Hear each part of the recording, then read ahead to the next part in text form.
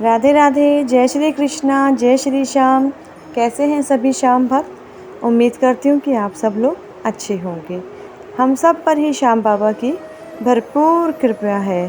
तो हारे का सहारा बाबा श्याम हमारा। तो आइए भक्तों, इस वीडियो के माध्यम से मैं आपको ये बताने जा रही हूँ कि ठाकुर जी को क्या भोग लगाना चाहिए और क्या भोग नहीं लगाना चाहिए। तो चलिए शुरू करते हैं, कम टाइम ख़राब करते हुए अपनी इस वीडियो को। तो भक्तों, आती है सबसे पहले बारी कि क्या चीज़ हमें ठाकुर जी को नहीं भोग में लगानी चाहिए। तो जल्दी के चक्कर में कई बार क्या होता है भक्तों, हम लोग बाहर मार्केट से जो चिप्स वगैरह लेकर के आते हैं, उसमें जैसे कुरकुरे आते हैं, लेज़ आते हैं, इस तरह के कई पैकेट जो मार्केट में मिलते हैं, तो वो हमें ठाकुर जी को भोग में नहीं देने चाहिए। अब वजह क्यों? क्योंकि आप कभी पढ़िए उसको पीछे, उसमें लहसुन और प्याज का एक टेस्ट डाला हुआ होता है। टेस्ट ही सही, लेकिन होते तो वो लहसुन प्याज ही हैं, तो हमको ठाकुर जी को वो नहीं देने चाहिए। अब कुछ नमकीन मार्केट में इस तरह की मिलती है, जैसे कि हल्दीराम के कुछ पैकेट्स आते हैं, जैसे खट्टा मीठा हो गया है और मूंग की दाल हो गई है और आलू भुजिया हो गई है। इस तरह की कुछ नमकीनें आती हैं, दाल सेव हो गए हैं, नमक पारे हो गए हैं। मार्केट में आप जाएंगे तो काफ़ी चीज़ें आपको मिलेंगी। तो इस तरह की चीज़ हम अपने ठाकुर जी को नमकीन में दे सकते हैं। और मीठे में तो हम उनको, जैसे लड्डू, तो हमारे लड्डू गोपाल का समझिए सबसे फेवरेट ही है, क्योंकि उनका नाम ही लड्डू गोपाल है। तो हम उन्हें लड्डू, हम किसी भी चीज़ का हो, चाहे बेसन का हो, चाहे बूंदी का हो, किसी भी चीज़ का हो, कई प्रकार के लड्डू बनते हैं, हम उन्हें भोग में दे सकते हैं। दूसरा क्या होता है कि हमें ठाकुर जी को वो मिठाई नहीं देनी चाहिए भक्तों, जिस पर चांदी का वर्क लगा होता है। ये मिठाई हमें अपने ठाकुर जी को नहीं देनी चाहिए। इस बात का आप खास ध्यान रखिएगा। विदाउट वर्क वाली मिठाई आप ठाकुर जी को भोग में दे सकते हैं। अब आती है बारी किस चीज़ की कि हमें ठाकुर जी को क्या देना चाहिए। तो अभी पीछे मैं आपको बता ही चुकी हूँ कि मिठाई ठाकुर जी को बहुत ही अच्छी लगती है। ये सब तो हुई मार्केट की बात। अब आते हैं घर की ओर। घर में भी हम कुछ चीज़ें ऐसी बनाकर के ठाकुर जी को दे सकते हैं, जिसे वे खा कर के काफ़ी खुश हों। तो मक्खन जो होता है, आप अपने घर में निकालते तो ज़रूर होंगे।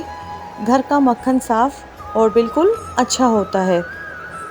तो ठाकुर जी को भक्तों मक्खन भी काफ़ी पसंद होता है। तो घर पे साफ़ हाथों से और साफ़ बर्तन में मक्खन को निकालिए, उसमें मिश्री डालिए, तुलसी जी का पात्र लगाइए और अपने ठाकुर जी को खिलाइए। ये भोग प्रसाद भी ठाकुर जी को बहुत ही प्रिय है। उसके बाद बारी आती है, जैसे कभी हम अपने ठाकुर जी के लिए हलवा बना सकते हैं। हलवा भी किसी चीज़ का भी हो सकता है। हम ठाकुर जी के लिए खीर बना सकते हैं। कई तरह की खीर बनती है, रबड़ी वाली खीर बनती है और साबूदाने की खीर बनती है, मखाने की खीर बनती है, काफ़ी चीज़ों की खीर बनती है। तो वो भी हम अपने ठाकुर जी को भोग में लगा सकते हैं।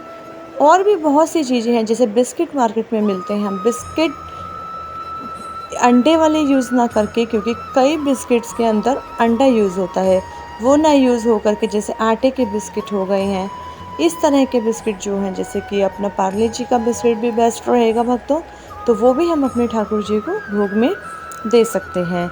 इस तरह से हम अपने ठाकुर जी को भोग लगा सकते हैं। क्या होता है ना कि कई बार ऑफिस टाइम होता है, नहीं जल्दी से बनाया जाता है कुछ ठाकुर जी के लिए, तो हम ये सब चीज़ें ठाकुर जी को भोग में दे सकते हैं।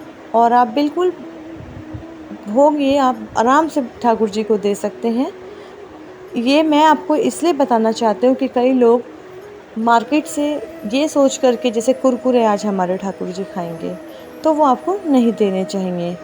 आप उसकी जगह और कोई भी जो भी मार्केट में नमकीन है, वो आप यूज़ कर सकते हैं। ये मैं आपको अभी पीछे बता चुकी हूँ।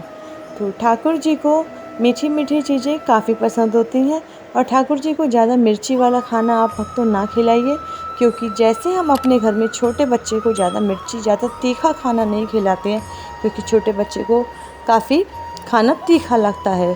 तो हम इसी तरह से अपने ठाकुर जी को, क्योंकि वो भी हमारे एक बाल रूप में हमारे बालक ही हैं, तो उनको भी हम इस तरह से मिर्ची वाली चीज़ ना खिला करके एक हल्का थोड़ा सा मतलब चटपटा खाना जैसे होता है वो हम उन्हें खिला सकते हैं। और ठाकुर जी के लिए वैसे तो हम अपने हाथों से कुछ बनाएं तो उसकी खुशी कुछ अलग से ही होती है, क्योंकि ठाकुर जी को घर का खाना बहुत ही पसंद है, जो हम भोग में साफ़ तरीके से बना करके और साफ़ तरीके से ठाकुर जी को खिला सकते हैं। तो आप इस बात का ख़ास ध्यान रखिए कि जो मार्केट से हम कोई भी चीज़ लेकर के आते हैं उस पे इस तरह की चीज़ों का कोई भी उपयोग ना हो, क्योंकि वह भोग प्रसाद के लिए बिल्कुल भी ठीक नहीं है। तो बेस्ट रहेगा कि ठाकुर जी को मीठे में आप ये सब चीज़ें खिलाइए जो मैं आपको भी बता चुकी हूँ। और नमकीन जब आप ठाकुर जी को दें तो इस चीज़ का आप खास ही ध्यान रखिए कि उसमें ये सब चीज़ें ना हो। राधे राधे सभी भक्तों को मेरी तरफ से जय श्री श्याम।